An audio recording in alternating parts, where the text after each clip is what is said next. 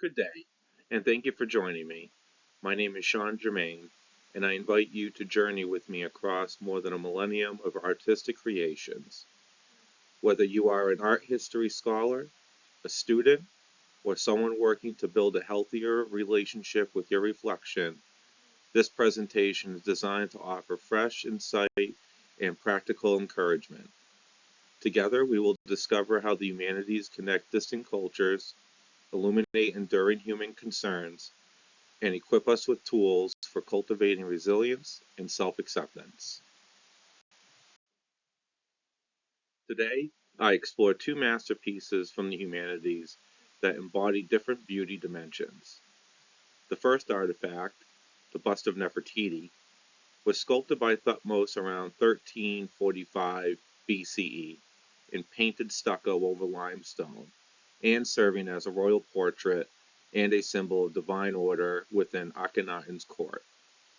In contrast, the pensive Bodhisattva, a mid-7th century Gilt-Bronze statue from Korea's Three Kingdoms period, invites inward reflection, embodying the Buddhist ideal of spiritual transcendence.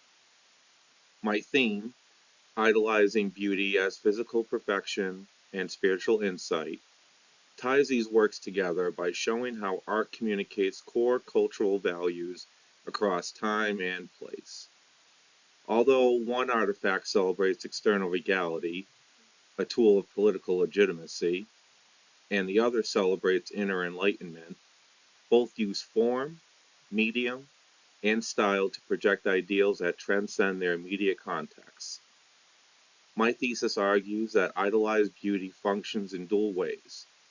In Egypt, to legitimize royal power, and in Korea, to promote the pursuit of inner growth, thereby challenging modern audiences to broaden their definitions of beauty and self-worth. Positioned within the domain of the humanities, these artifacts prompt us to ask how societies use artistic expression to craft and contest shared ideals, revealing the deep connections between aesthetics, belief systems, and cultural identity. By placing these works squarely within the humanities, we see how material, form, and cultural narrative converge to shape beauty ideals. Thutmose's bust of Nefertiti, crafted circa 1345 BCE and painted stucco over limestone, was far more than a royal portrait. It served as a visual manifesto of Akhenaten's religious revolution, embodying the union of human and divine. As Kozlov observes, Nefertiti's balanced and serene features not only epitomize the aesthetics ideals of her time, but also symbolize the divine order central to Akhenaten's reforms. It has perfectly symmetrical contours, and the subtle layering of stucco reveals an artisanal intent to reset imperfections, an ancient analog to modern cosmetic practices, underscoring how the human body can be elevated to a sacred symbol of governance and cosmic harmony. In contrast, the mid-7th century Korean pensive Bodhisattva, an elegant gilt-bronze figure standing 93.5 centimeters tall, anchors beauty in the realm of inner transformation. Emerging from Gandharan precedents and refined through Korean casting techniques, its hallmark pose, one leg crossed, hand resting on cheek, invites the viewer to contemplate the transcendent nature of existence and appreciate meditative grace. James Kidd adds that elongated form and tranquil expression capture an aesthetic of spiritual exemplarity, illustrating how Buddhist art transforms physical form into an emblem of compassion and wisdom. The reflective sheen of gilt-bronze not only highlights delicate details, such as the lotus crown and softly articulated drapery, but also metaphorically radiates the inner light of enlightenment. For individuals grappling with self-worth, these artifacts offer dual pathways to resilience. Witnessing Nefertiti's image, its proportions later validated by photographic anthropometry, can recalibrate our understanding of external standards, revealing them as constructs that can be studied, qualified, and even reimaged. Meanwhile, the Bodhisattva's serene posture models an inward turn towards self-acceptance, teaching that true beauty often resides in stillness, reflection, and ethical action. Professionals in psychology and aesthetic medicine can draw on these lessons to integrate cultural historical perspectives into therapy or practice. Heritage activists and cultural studies scholars gain concrete examples of how art mediates identity, authority, and social values across time and space. Together, these artifacts demonstrate that the humanities do more than preserve beauty. They equip us with the critical tools to redefine it. Kozlov situates the bust of Nefertiti within Akhenaten's religious and political agenda by noting that Nefertiti's balanced and serene features not only epitomize the aesthetic ideals of her time, but also symbolize the divine order central to Akhenaten's religious reforms. Created circa 1345 BCE in painted stucco over limestone, the bust's flawless symmetry, down to the exact alignment of her eyes, nose, and lips, was a deliberate artistic strategy to present the queen as both a mortal ruler and a living embodiment of the sun disk perfection. The very choice of stucco allowed Thutmose to conceal natural imperfections and reset her visage into an idealized form that reinforced the pharaoh's break with traditional polytheism and assertion of divine authority through visual propaganda. Dr. Haewon Kim emphasizes that the mid-7th century pensive Bodhisattva, cast in gilded bronze and standing nearly 1 meter tall, invites the viewer to not only contemplate the transcendent nature of existence, but also to appreciate the meditative grace and spiritual insight they embody. Its characteristic pose, with one leg crossed and a hand cradling the cheek, echoes early prototypes, yet is refined here into a distinctly Korean expression of promise of future enlightenment. The lotus-crowned head and elongated proportions draw attention upward, encouraging inward reflection rather than external awe, and the reflective gilt surface both captures light and suggests inner lumosity. Kidd builds on this by arguing that the Bodhisattva's elongated form and meditative expression capture an aesthetic of spiritual exemplarity, showing how Buddhist artists prioritize inward transformation over mere physical beauty. The statue's slender torso and serene smile create a visual rhythm that slows the viewer's gaze, modeling the very mindfulness it preaches. In this way, the artifact transcends its materiality. Bronze becomes a vessel for compassion and wisdom, directly illustrating my theme's spiritual dimension and contrast to Nefertiti's focus on corporal perfection with the pursuit of inner clarity. Chow Han employs high-resolution photography anthropometry on the bust to demonstrate that classic canons remain relevant, with many proportions aligning closely with contemporary standards.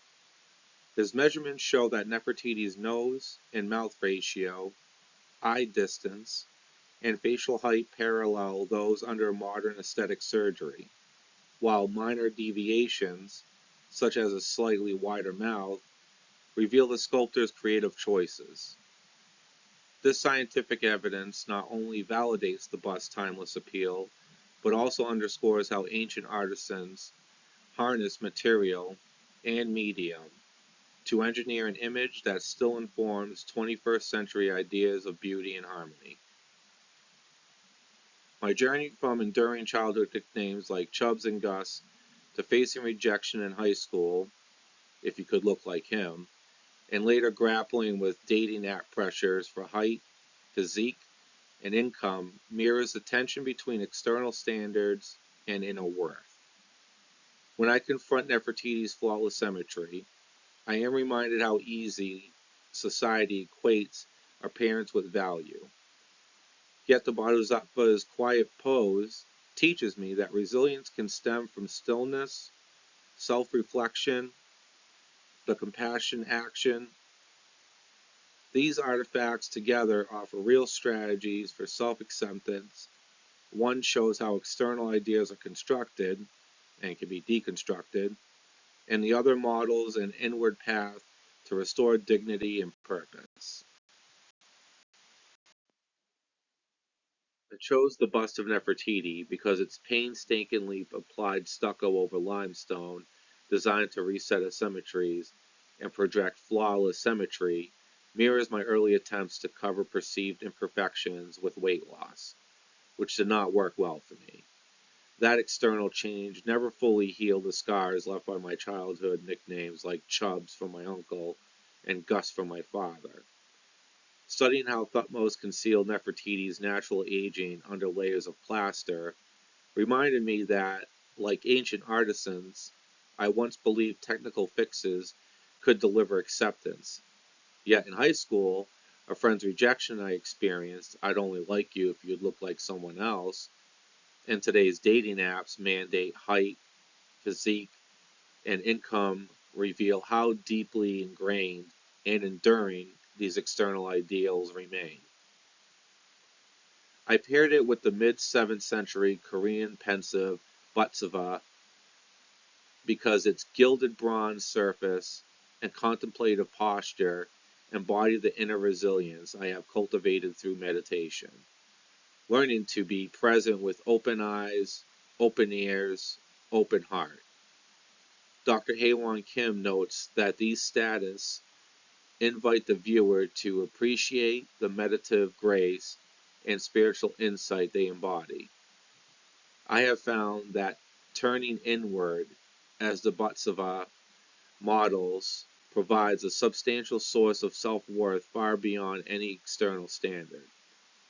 By linking my values of empathy and lifelong learning to these artifacts, I want the audience, especially those struggling with self-esteem, to see how the humanities can transform personal suffering into a pathway for growth, both within ourselves and in how we connect to our global community.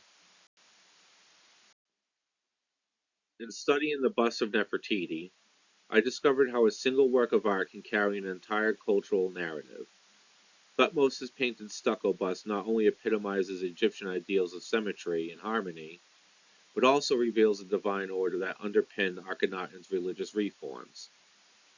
When I learned that Nefertiti's balanced features were deliberately crafted to symbolize cosmic balance, I began to see how material culture encode values and how those values shape human interaction. In my customer service role, this insight has helped me pause before assuming that all clients' priorities mirror my own. By recognizing the cultural code behind a person's words, just as I interpret the symbolic language of an artifact, I can connect more authentically, acknowledging each caller's perspective and ensuring they feel understood. Working through orthopometric analysis of Nefertiti's proportions exposed me to the importance of questioning received standards. Chauhan's study, for example, showed that while many of the bust dimensions align with neoclassical canons, subtle deviations remind us that ideals of beauty are neither fixed nor universal. This lesson has translated directly to my professional life. Instead of accepting surface explanations for a client's concern, I now dig deeper, identifying underlying issues, weighing evidence, and avoiding quick fixes. Whether I am troubleshooting a billing error or clarifying policy details, I apply the same methodical scrutiny I used when comparing Egyptian and Korean aesthetic canons, ensuring that my recommendations are both accurate and ethically grounded. The pensive bodhisattva taught me that silence and posture carry meaning as powerfully as words. Its serene contemplative pose, legs crossed, hand resting gently on the cheek, invites the viewer to slow down and reflect on the importance of life. Drawing on this example, I have learned to listen to not only to what customers say, but also how they say it, noticing pauses, tone shifts, and unspoken frustrations. By mirroring their language and responding with clear, patient explanations, I can diffuse the tension and guide conversations toward collaborative solutions. This approach has reduced escalations, demonstrating that fostering a reflective space, much like a meditative encounter with a bodhisattva, builds rapport and resolves conflict. My study of Buddhist inquiries, Wings of Bodhisattva, reinforced the power of the present moment awareness and compassionate action.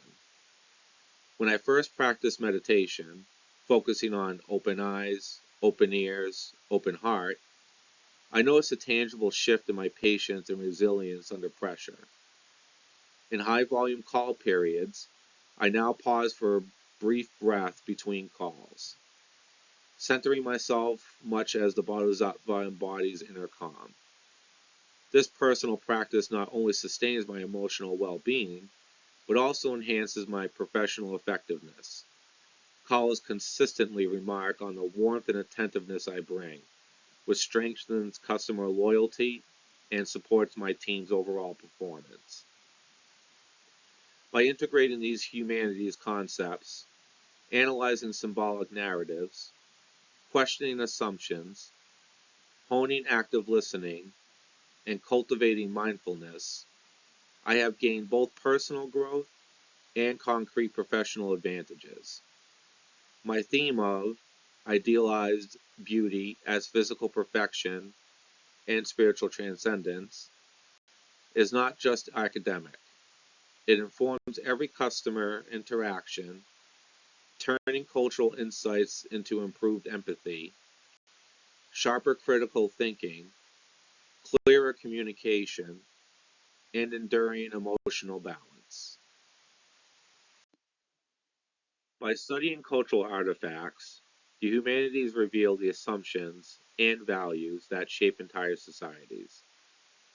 The bust of Nefertiti, for example, was crafted around 1345 BCE to embody not just royal beauty, but the divine order central to Akhenaten's religious reforms.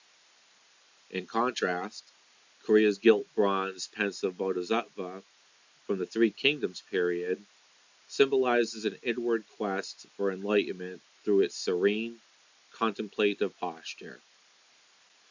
Comparing these works teaches us that art is not decorative alone. It is a window into how people understand power, spirituality, and their place in the cosmos. This awareness equips us to decode modern symbols from political branding to social media imagery, and to recognize the deep narratives that guide our cultural conversations. Humanities scholarship uncovers the contested histories and ongoing dialogues around identity and justice. The decades-long debate over the repatriation of Nefertiti's bust highlights how cultural heritage can become a flashpoint for questions of ownership, national memory, and colonial legacy. Afrocentric reinterpretations in the 1970s, reimagining Nefertiti explicitly as a black queen, further demonstrate how communities reclaim the past to affirm present-day dignity and political rights. Similarly, the transmission of the pensive figure from India through China to Korea reveals centuries of religious exchange and adaptation, reflecting shared human struggles over migration, meaning, and belonging. Understanding these debates fosters a more nuanced perspective on today's conversations about heritage, race, and global solidarity. Engaging with diverse culture narratives builds the interpersonal empathy essential for cohesive communities. In my role at a customer service call center, I draw on insights from these artifacts to listen actively and bridge cultural gaps. For instance, recognizing how Nefertiti's image projected ideals of harmony and order has helped me acknowledge callers' unspoken expectations for respect and structure. Likewise, the Bodhisattva's emphasis on compassionate presence inspires me to mirror callers' emotional tone and offer patient, non-judgmental support.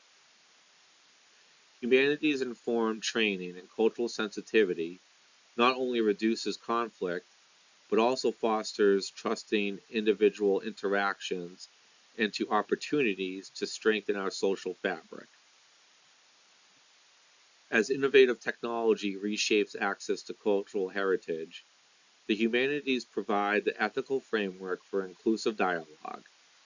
Projects like the Nefertiti hack, which employs 3D scanning to place the bust likeness in the public domain, raise critical questions about digital ownership, restitution, and global equity. Humanities research equips us to navigate these tensions, balancing concerns for province and community rights with the democratizing potential of unrestricted access. By applying principles drawn from art history, philosophy, and cultural studies, we can craft policies and conversations that honor both local traditions and shared human heritage, ensuring that advances in technology serve to unite rather than divide. Thank you for sharing your time and attention today. I hope my examination of these artifacts has sparked new ways of thinking about beauty, both the kind we perceive in the mirror and the kind we nurture within. The humanities remind us that every culture leaves guidance for living with greater curiosity, empathy, and purpose. As you leave, I invite you to carry forward the dual lessons of Nefertiti's outward grace and the Bodhisattva's inward calm, using them to strengthen your voice and the communities you touch. I would be delighted to answer any questions or hear your reflections. Thank you.